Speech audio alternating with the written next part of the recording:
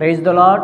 అందరికీ వందనాలు. ఈరోజు దేవుని వాక్యం అనే కార్యక్రమానికి మీకు అందరికీ ఆహ్వానం తెలియచేస్తున్నాను. నేటి దిన మూల వాక్యముగా హబక్కు గ్రంథము 3వ అధ్యాయము 2వ వచనాన్ని చదువుకుందాం. యెహోవా నిన్ను గూర్చిన వార్త విని నేను భయపడుచున్నాను. యెహోవా సంవత్సరములు జరుగుచుండగా నీ కార్యము నూతనపరచుము. సంవత్సరము జరుగుచుండగా దానిని తెలియచేయుము.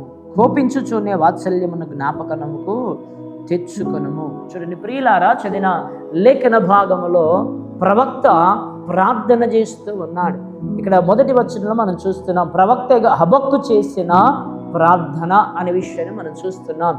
సృష్టికర్త అయినటువంటి దేవాది దేవుణ్ణి, ఆ పరమతమైనటువంటి దేవాది దేవుని భక్తుడు ప్రవక్త అయినటువంటి హబక్కుకు ప్రార్థన చేస్తూ అడుగుతున్నాడు. తండ్రి అయిన దేవా, నన్ను సృష్టించినటువంటి సృష్టికర్త అయినటువంటి దేవాది దేవా, సంవత్సరములు జరుగుతూ ఉండగా నా బ్రతుకులో, నా జీవితంలో నీ కార్యములు ఏవైతే ఉన్నాయో అవి నూతన పరచుము అనే విషయాన్ని ఇక్కడ జ్ఞాపకం చేస్తూ అంటున్నాడు కదా.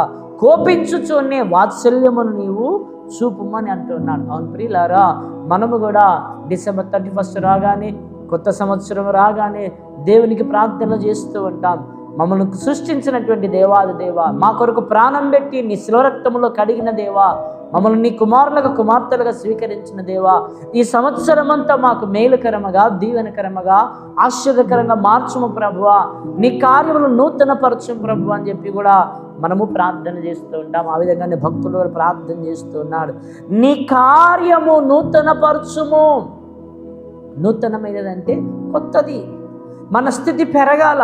2024 సంవత్సరంలో ఏ ఉద్యోగంలో అయితే మనం చేశామో, ఏ వ్యాపారం అయితే చేశామో, ఏ చదువు అయితే చదువుతున్నామో అదే ఈ 25లో కూడా ఉంటామా? ఉండం. 25లోకి వచ్చేసరికి మనం చదివేటువంటి చదువు తరగతి పెరుగుతుంది, వ్యాపారం లాభం పెరుగుతుంది, ఆ విధంగానే ఉద్యోగంలో జీతం పెరుగుతుంది, అన్నీ పెరుగుతాయి. ఆ విధంగానే మన ఆధ్యాత్మికమైనటువంటి స్థితి కూడా పెరగాల. ఇదిగో నేను ఒక నూతన క్రియ చేయుచున్నాను అనేటువంటి విషయాన్ని కూడా లేఖనములో పరమతైనటువంటి దేవాది దేవుడు యెషయా ప్రవచన గ్రంథంలో చాలా స్పష్టంగా 43వ అధ్యాయంలో చక్కగా మనం లేఖనములో చూస్తాం. ఇదిగో నేను ఒక నూతన క్రియ చేయుచున్నాను అన్నాడు ఆయన. నూతన క్రియ అనేది చాలా ప్రాముఖ్యమైనది. నూతన సంవత్సరంలో అన్ని బాగుండాలి, అన్ని కలిసి ఉండాలి, అన్ని చక్కగా ఉండాలని మనం కోరుకుంటాం. ఈ దీవెన, ఈ ఆశీర్వాదం అనేది మనం చేసే ఉద్యోగాలను బట్టి, మనం చేసేటువంటి వ్యాపారాలను బట్టి, మనం చదువుకునే చదువుని బట్టి రాదండి. అది మనకు వచ్చేటువంటి దీవెన, ఆశీర్వాదం ఎలా వస్తుందని అంటే దేవుని కృప, దేవుని అనుగ్రహం ద్వారా మనకు వస్తుంది. దేవుని కృప, దేవుని అనుగ్రహం మనకు ఉండాలి అని అంటే మన ప్రవర్తన అనేది చాలా ప్రాముఖ్యమైనటువంటిది. 119వ అధ్యాయము కీర్తనల గ్రంథం 119వ అధ్యాయము 5వ వచనంలో అంటాడు కదా, చక్కగా చూడండి.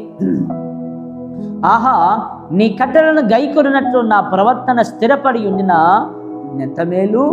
అవును ప్రియులారా, దేవుడు మనల్ని దీవించాలి అంటే, దేవుడు మనల్ని ఆశీర్వదించాలి అంటే మన ప్రవర్తన అనేది చాలా ప్రాముఖ్యమైనది. ఎందుకంటే ఆయన చూచే దేవుడై ఉన్నాడు. ఆయన యథార్థవంతులను వర్ధిల్ల చేసే దేవుడై ఉన్నాడు. అవును ప్రియులారా, ఈ ఉదయకాల సమయంలో వాక్యం వింటున్నటువంటి నీ జీవితంలో ఈ 2025వ సంవత్సరము నూతనమైన కార్యాలు, నూతనమైన క్రియలు, నూతనమైనటువంటి అద్భుతాలు నీ జీవితంలో జరగాలనంటే నీ ప్రవర్తన అనేది చాలా ప్రాముఖ్యమైనది ఉండాలి. చూడండి ప్రియులారా, 1వ తరగతిలో ఉన్న పిల్లవాడు 2వ తరగతికి వెళ్తాడు, 2వ తరగతిలో 3వ తరగతికి వెళ్తాడు. ఇలా సంవత్సరాలు జరుగుతూ ఉండగా వాని జీవితంలో నూతన కార్యములు జరుగుతూ పైకి పోతూనే ఉంటాయి, వెళ్తూనే ఉంటాయి. వాడు పైకి వెళ్ళాలి అని అంటే వానికి పరీక్షలు జరుగుతాయి. పరీక్షలలో వాడు నెగ్గి పైకి వెళ్తూ ఉంటాడు. ఈ ఆధ్యాత్మికమైన జీవితంలో మన ప్రవర్తన విషయం, ఎగ్జామ్ విషయంలో, మన ప్రవర్తన అనే పరీక్ష విషయంలో, మన ఆధ్యాత్మికమైన పరీక్ష విషయంలో, మనకు ఉన్న శ్రమలలో, ఈ పరీక్షలలో మనము నెగ్గుతూ పోతే మనం పైకి వెళ్తాము, నూతనంగా ఎన్నెన్నో మేలులు అనుభవిస్తామనే విషయాన్ని లేఖనాలు మనకు చాలా స్పష్టంగా తెలియజేస్తున్నాయి. సొలొమోను సామెతల్లో మనం గమనిస్తే వాక్యం స్పష్టంగా తెలియజేస్తుంది. కీర్తనల్లో మనం చాలా స్పష్టంగా తెలియజేస్తున్నాం. ప్రవర్తన అనేది చాలా ప్రాముఖ్యమైనది.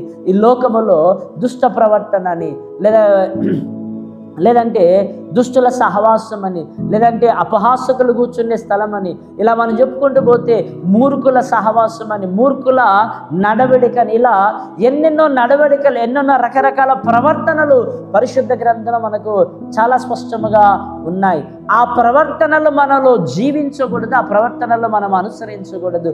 మన ప్రవర్తన ప్రత్యేకమైనది ఉన్నప్పుడు ఎవరి ప్రవర్తన అయితే సరిచేయబడి ఉంటుందో వాని ప్రవర్తనను బట్టి ఆయన ఆనందించే దేవుడై ఉన్నాడని లేఖనం సెలవిస్తుంది. కనుక ప్రియమైనటువంటి వాళ్ళారా, నూతనమైన కార్యాలు జరగాల, నూతనమైన క్రియ జరగాల, ఈ సంవత్సరం నాకు ఆశ్చర్యకరంగా ఉండాలని ఏ విధంగా అయితే నువ్వు కోరుకుంటున్నావో, ప్రార్థన చేస్తున్నావో, ఆ విధముగా నీ ఆధ్యాత్మికమైన జీవితం కూడా ఉండాలా.